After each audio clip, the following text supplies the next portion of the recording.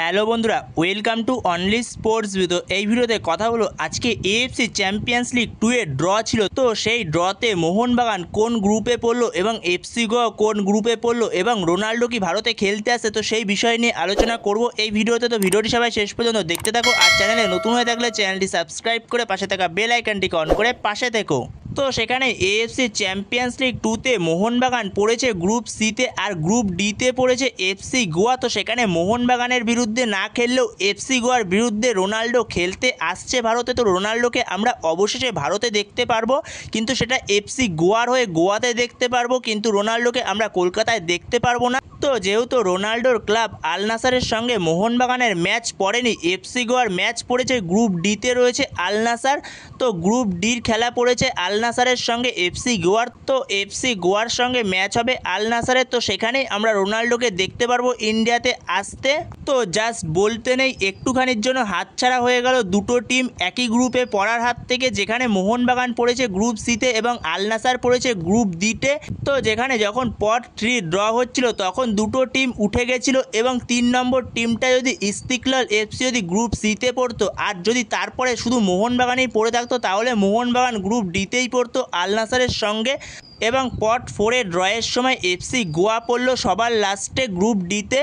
তো সেখানে যদি এবার কথা বলা যায় মোহনবাগানের গ্রুপে কোন কোন টিম পড়েছে, তো সেখানে মোহনবাগানের গ্রুপে প্রথম টিমটা পড়েছে সেফান এসসি ইরানের ক্লাব।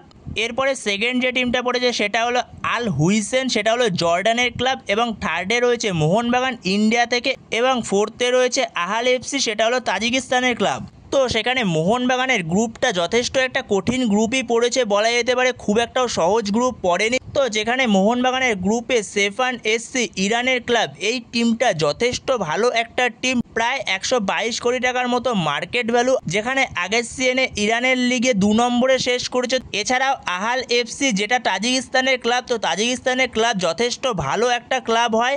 তো সেখানে এই টিমটাও ভালো একটা টিম। এছাড়া আল হুইসেন, তো এই টিমটাও ভালো কিন্তু মোটামুটি। তো মোহনবাগান এই গ্রুপ সি থেকে মোহনবাগান 2 নম্বরে শেষ করতেই পারে। মোহনবাগানের স্কোয়াডের সেই স্ট্রেংথ আছে যে মোহনবাগান 2 নম্বরে শেষ করতে পারে। তো 1 নম্বরে সেফান এসসি যেটা ইরানের ক্লাব, তো সেই ক্লাবটা 1 নম্বরে শেষ করলে মোহনবাগান 2 নম্বরে শেষ করতেই পারে। মোহনবাগানের যে স্ট্রেংথ রয়েছে স্কোয়াডের। এছাড়া মোহনবাগান যথেষ্ট একটা কঠিন গ্রুপেই পড়েছে বলা যেতে পারে, কিন্তু মোহনবাগানের গ্রুপটাই যদি দেখা যায় 4টে গ্রুপের মধ্যে মোটামুটি সহজ, কিন্তু তাও যতই হোক কঠিন গ্রুপটা। বিশেষ করে সেফান এসসি যে ক্লাবটা রয়েছে, তো এই ক্লাবটা যথেষ্ট কঠিন একটা ক্লাব, ইরানের ক্লাব।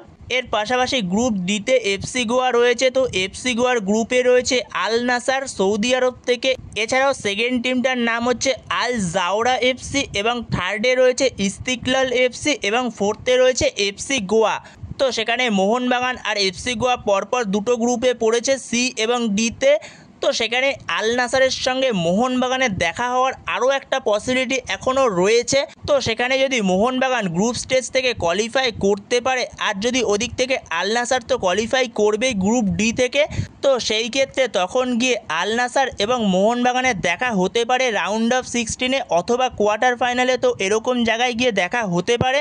তো এরকমই একটা পসিবিলিটি রয়েছে।